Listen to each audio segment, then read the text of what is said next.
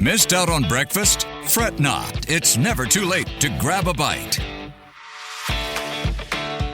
All right, guys, Breakfast Bites today is, I wouldn't say a dark one, but something that we have probably come across in our lives before, and that's a visit to the emergency room. Ooh, yeah. Not the most pleasant of experiences, but any that come to mind? My visits to the A&E all involve children, so if they have had a fever for a long time, we bring them in.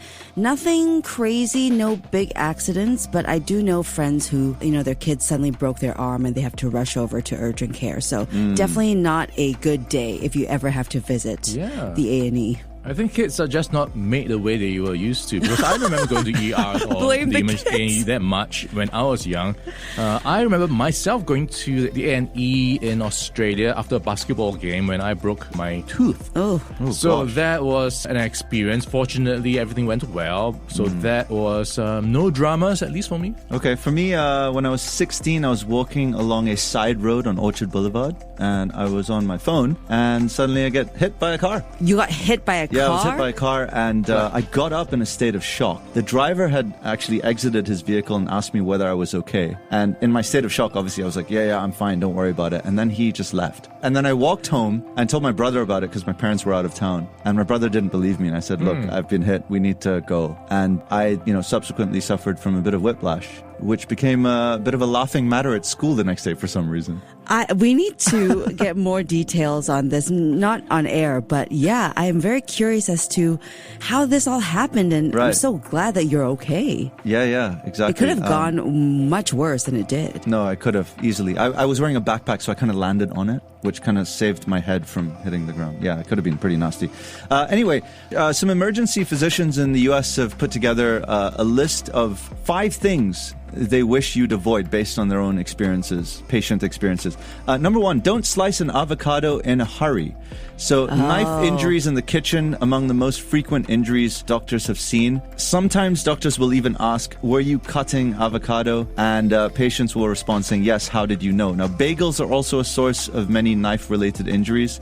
The best way to cut something, the advice is, like an avocado or bagel, is to use a secure non-skid surface, such as a wooden cutting board, and to cut away from your body. Okay, yeah, you're always taught to do it on your hands, kind of. And it's much easier to do it that way. But yeah, slicing your hand open is not what you want for breakfast. No, madam. Number 2 is don't trust a trampoline. And obviously this is something that you can relate to because of the kids. So several doctors said they've avoided trampolines themselves. They call them a broken bone factory. Fractures, dislocations, spinal injuries, head injuries. Over 800,000 injuries associated with trampolines were reported between 2009 and 2018. Wow. You're kidding me. And most occur when multiple people are bouncing together. So doctors recommend people jump one person at a time. One person at a time on a trampoline is not fun. That makes sense, actually, one at a time, because I've seen a group of children bouncing all at the same time, and it can get quite scary, crazy. Now I have to rethink the jumping castle I was going to get for my son's birthday. Yeah, maybe you should rethink that. Number 3 on the list, don't pet strange dogs. So some doctors are themselves dog lovers, but they've seen too many canine attack victims in the ER room, and as a result, they don't pet unfamiliar dogs. You don't know what kind of trauma that animal has been put through and what kind of triggers it has. I don't know if I told you about this, but on my long retreat in Thailand, I was attacked by a bunch of alpha dogs, stray dogs, 5 of them actually. And somehow I managed to just remain still because I was like, look, I'm toast right now. They're just going to eat me up. And they didn't. They just ended up sniffing me up to my waistline, and it was extremely scary. You have the wildest stories, Emaad. Yeah. Were you trying to pet them? No. They just came out of the blue, out of nowhere, out of this forest. I just heard these chains rattling on the ground, and I'm like, oh, God. These chains rattling? Oh, yeah. That's when you know danger is coming. So if you don't know a dog, even if it's your neighbor's dog, you're better off not approaching it at all. In fact, most dog bite injuries in the U.S., researchers found, are inflicted by pets and not strays. Yeah. Number 4, don't ignore sudden symptoms. I mean, this one should be a no-brainer. Take your own unexpected and extreme symptoms seriously.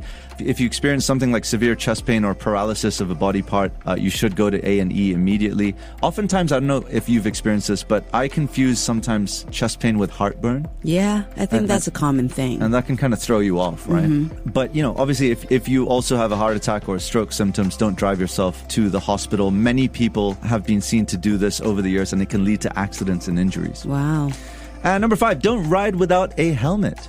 So if you're not wearing a helmet, whether it's for sports or e-bikes, you're just looking for serious injuries. Folks have come in with helmets and without helmets, and it's a night and day difference. This actually reminds me of taking Grab Bike in like Thailand and Indonesia, and they typically don't offer helmets. Oh man, that's so dangerous. Ryan, have you experienced that? I've done it in Vietnam. It is a custom or the culture to wear a bike helmet. I'm not sure about the rest, but yeah, you should try as much as possible. Otherwise, You definitely should. you are Yes. going to be putting yourself at risk. All right, well, that's Breakfast Bites for today.